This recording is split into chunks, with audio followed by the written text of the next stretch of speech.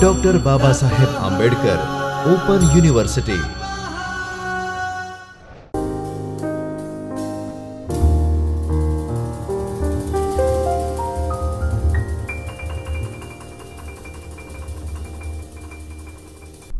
I, Dr. Darshna Dalwadi, Assistant Professor, School of Computer Science, Dr. Baba Saheb Ambedkar Open University, welcome you all to the Chaitanya Studio of Dr. Baba Saheb Ambedkar Open University. I welcome you all to the lecture series of Principles of Cyber Security, Block 1, Introduction to Cyber Security, in which we have Unit 1, Cyber Security Essentials. In previous lecture, we discussed about security concepts, in which we have seen confidentiality, integrity, availability and basic cryptography. Then after we have seen how cryptography works and symmetric encryption. Now in this lecture we will discuss about asymmetric encryption. Now asymmetric encryption means what? It is also known as public key cryptography. It uses two mathematically related but unique keys called as a public key and a private key. Each key has its unique function. The public key is used to encrypt the data and the private key is used to decrypt the data. It is computationally infeasible to obtain the private key from the public key. It's primarily used for the authentication, non-repudiation and key exchange. Anyone with the public key can encrypt the data but cannot decrypt the same. Only the appropriate receiver with the private key can decrypt the data. Even if the attacker knows that the sender is transmitting data to the receiver, also data passes through multiple channels, attacker cannot do anything, as the data can only be decrypted by the private key. In figure, we can see that plain text is encrypted using public key. At receiving side, the ciphertext is decrypted using the public key. Next side, all communication which takes part between sender and receiver includes the public key. The private key is never shared. They are simply stored on the software or on the machine where it is used. Some of the examples of the public key crypto systems are Al-Gamal, named after its inventor Tahir Al-Gamal, RSA, Ron Rivest, Eddie Samir, Leonard Edelman, which is most widely used even in current times. Next one we have, that is Diffie-Hellman. Next we will learn about hash function.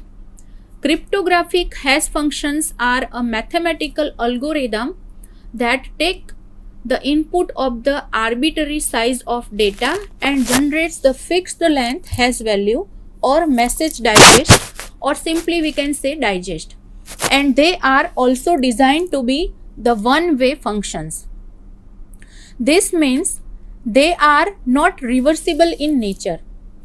Here in figure we can see that different inputs we get for different message digest. There are few properties of the hash function which are mentioned below, due to which they are still widely used in different information security applications. It is deterministic, which means it will always give the same hash value for the same input message. Computing hash value of the message is faster. It is infeasible to generate the same message from the hash value. Even a very small message change in the message will change the hash value completely. It is infeasible to find two different messages with the same hash value. Due to such properties, they are widely used for digital signatures, message authentication, code indexing data in the hash table, fingerprinting, finding duplicate data, checksums to identify any modifications in data. Now we will see some commonly used hash algorithms. First one we have, that is message digest MD. It is a byte oriented algorithm that produces a 128-bit hash value from an arbitrary length message. There are various versions of these algorithms right now presents as MD2 RFC 1391, MD2 RFC 1319, MD4 RFC 1320, MD5 1321. MD5 is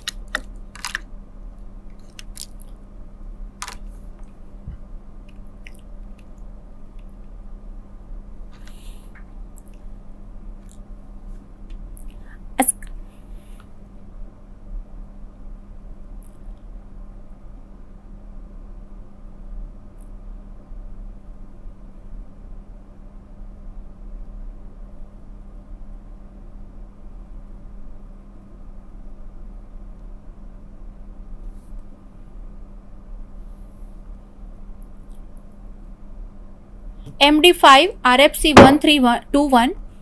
MD5 is the third message digest algorithm after MD3 and MD4, which processes data in 512-bit blocks, which is broken down into 16 words composed of 32-bit each.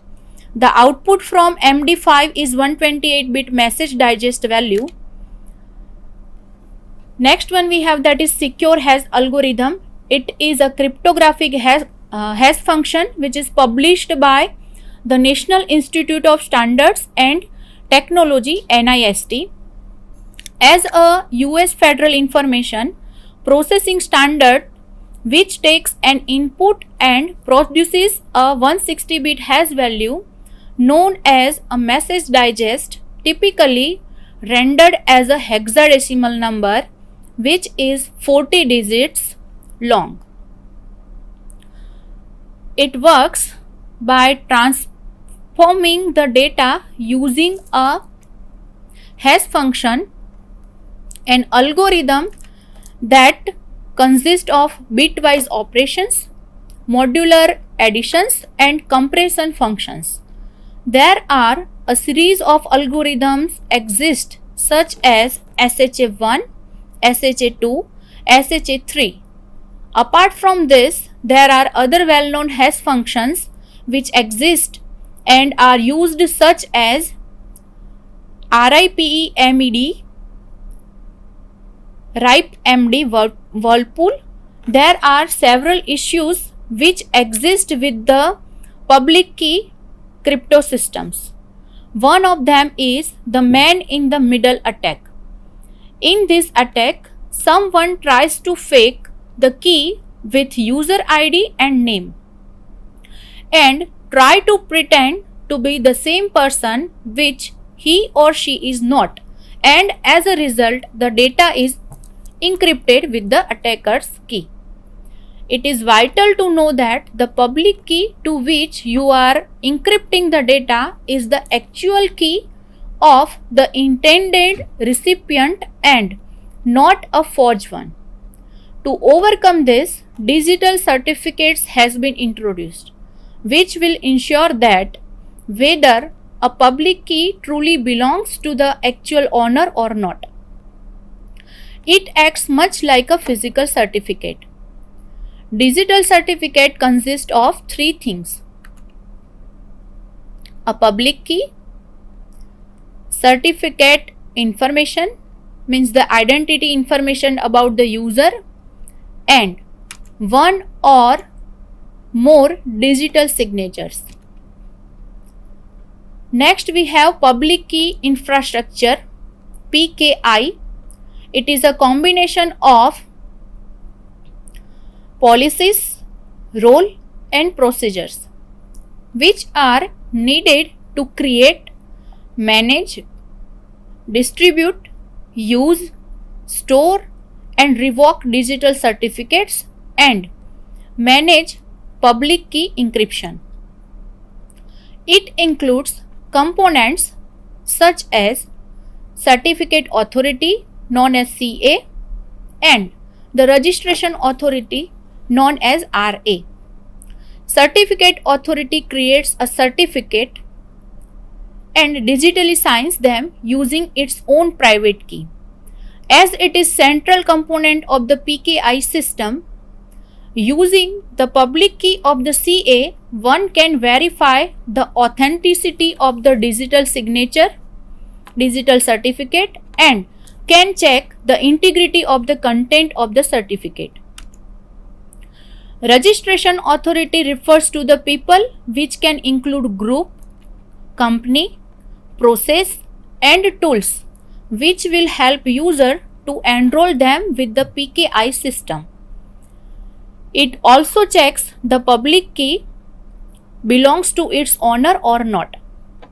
On the other hand, CA is the software which issues the actual certificates.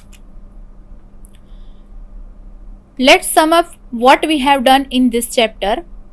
This chapter has provided the detail regarding basic cybersecurity details and current cybersecurity posture of the nation. Moving forward, we have also seen the basic security fundamentals and building blocks of cybersecurity, which are confidentiality, integrity, and availability. And why are they important? We have also seen how that can be achieved using the different encryption models and its understanding using pictorial representation.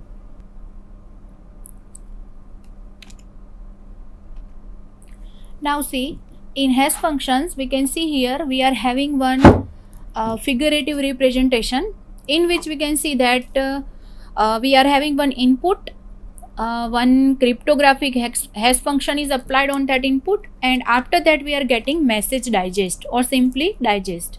There are few properties of the hash functions which are mentioned below, due to which they are still widely used in a different information security application. Now see here, if we are having the input as fox, and we are applying cryptographic hash function to it, then as a digest we have DFCD 3454BBEA 788A 751A 696C 24D9 7009 CA992D17. Now we may not get what actually it is. As we have seen, it will be in hexadecimal numbers. So whatever we are getting in digest is hexadecimal number, that is the converted form of input after applying the hash function. Now this is for fox. Now suppose we are having the input message as the red fox jumps over the blue dog. On that we are applying different cryptographic hash function, then the digest which we are getting will be different. As compared to fox, we are having different message digest here. For the input, the red fox jumps over the blue dog. Now length is same for both, for input fox as well as for input red fox jumps over the blue dog. The length of message digest is same. Here you can see, as we have seen here, it will be of 40 keys, which will be divided into 16-bit blocks. Next message we have, that is red fox jumps over the blue dog. Here you can see the message is same, but the hash function which we are having may be different. So for that we are getting different message digest. Again we are having the red fox jumps over the blue dog. Input is this, cryptographic hash function is different, then the digest we are getting is different. So this is how we are having hash functions, in which we are giving some input, applying some logic that is called as the hash functions. As a result, we are getting the message digest. Now, it is deterministic. Hash functions are deterministic, which means it will always give the same hash value for the same input message. Here you can see if you are having Fox and the hash function which you are using is first hash, suppose let's say we are taking as a SH1, then the digest will be here whatever written, suppose we are getting that digest. Again suppose we are taking input as Fox and we are applying SH1, then same digest we will get. So we can say it is deterministic. Its computing hash value of the hash message is faster. It is infeasible to generate the same message from the hash value. Even a small change in the message will change the hash value completely. Now here you can see, here first one we are having that is Fox. Input message we have, that is Fox. For that the message digest is this one, what is written over there. Then in second input we are giving the red fox jumps over the blue dog. Message is change. We are applying hash function on it. Then the message digest we are getting is different than the first one. Here you can see, for Fox what digest we have. For red fox jumps over the blue dog, we are having different digest. So this is what, even a very small change in the message will change the hash value completely. Suppose here instead of having the whole sentence, the red fox jumps over the blue dog, I am not having such type of message, but instead of that, suppose I just have red fox, then my message digest will be different compared to the input message Fox. Then it is infeasible to find two different messages for the same hash value. Due to such properties, they are widely used for digital signatures, message authentication code, that is MAC, indexing data in the hash table, fingerprinting, finding duplicate data, checksums to identify any modification in data. Hash algorithms which are commonly used in today are message digest, called as the MD algorithm.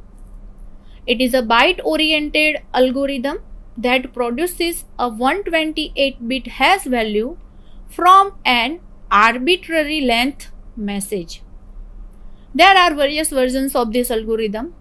Some of them are MD2, that is RFC 1319, MD4, that is called as RFC 1320, MD5, that is called as RFC 1321.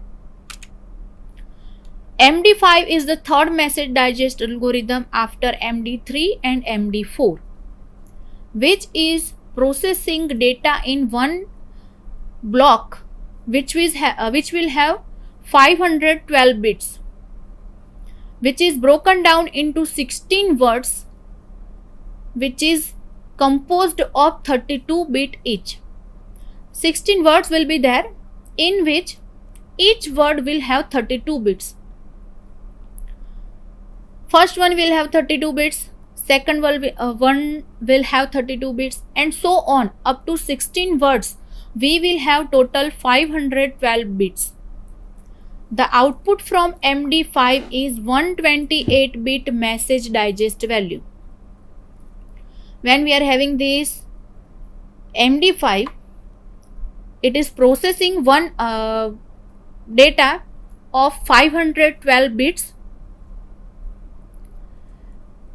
How it will process? It will break it into 16 words, which will have 32 bits in each word. And after applying this, the output which is generated, the message digest which is generated, it will have 128 bit in its message digest value. Then after we have next algorithm, that is secure hash algorithm. It is a cryptographic hash function. It is published by the National Institute of Standards and Technology, NIST, as a US Federal Information Processing Standard, which takes an input and produces a 160-bit hash value. It is known as a message digest, typically rendered as a hexadecimal number, which is 40 digits long. When we are having secure hash algorithm, at that time it is taking input and after receiving the input it is producing 160-bit hash value. It is also known as a message digest, which will be the hexadecimal number, which will be of 40 digits long. It works by transforming the data using a hash function. It is an algorithm that is consisting of bitwise operations, modular additions, and compression functions. There are a series of algorithms exist such as SHA-1, SHA-2, SHA-3. SHA stands for, here we have seen, secure hash algorithm. So these are three different forms: SHA-1, SHA-2 and SHA-3. Other well-known hash functions are RIPE-MD and Whirlpool. Now when we are having these hash functions, with it sometimes we are having the issue that when we are having the transmission, in between that the attacker is stealing the key, and with the help of that key they are encrypting the data and generating new form, as well as they are decrypting it with the help of their key, whatever they have stolen. Now to overcome this problem, the digital signatures are introduced. There are several issues which exist with the public key crypto systems. One of them is the man in the middle attack. As we have seen right now, whatever we discussed is it was the example of man in the middle attack, where someone tries to fake the key with user ID and name. They are trying to pretend that they are the same person to whom the rights are given, but actually they are not the authorized person. As a result, what happens? The data is encrypted with the attacker's key. It is vital to know that the public key to which you are encrypting the data is the actual key of the intended recipient and not a forged one, means not from the unauthorized user. You have to check that it is authorized user or not. To overcome this problem, digital signatures are using digital certificates, which are ensuring that whether a public key truly belongs to the actual owner or not.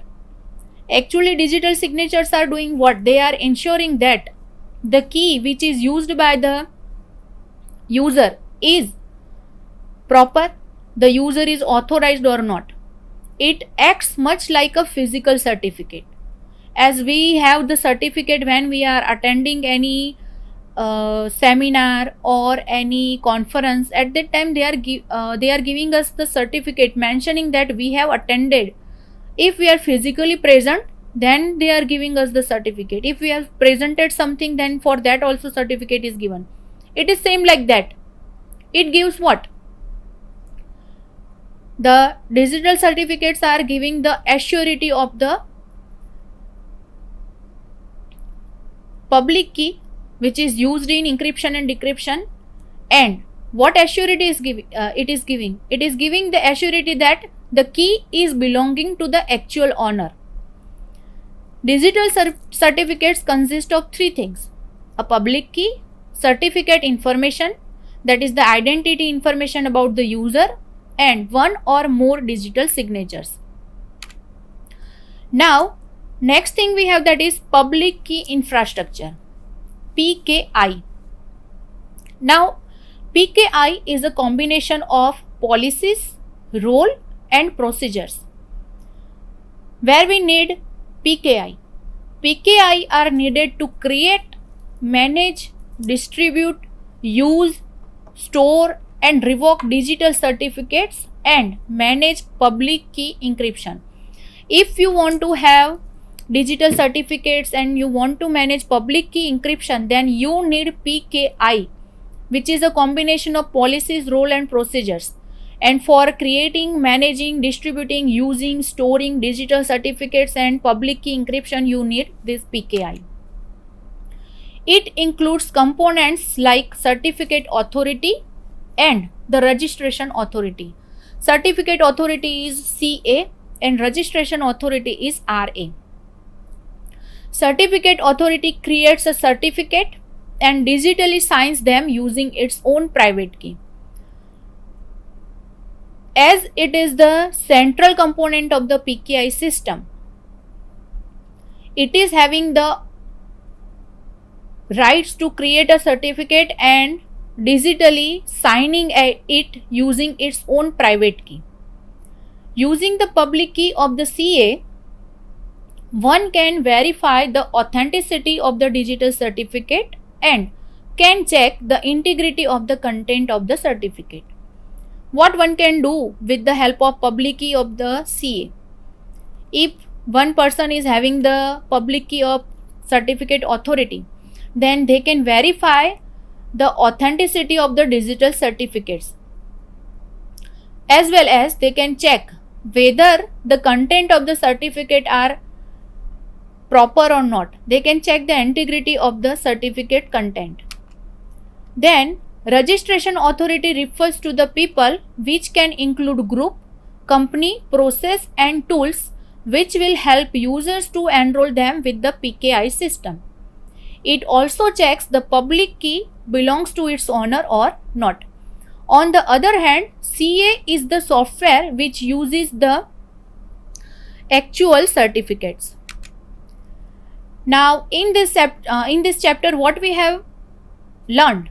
In this chapter, we have seen the details regarding the basic cybersecurity details and current cybersecurity postures of the nation.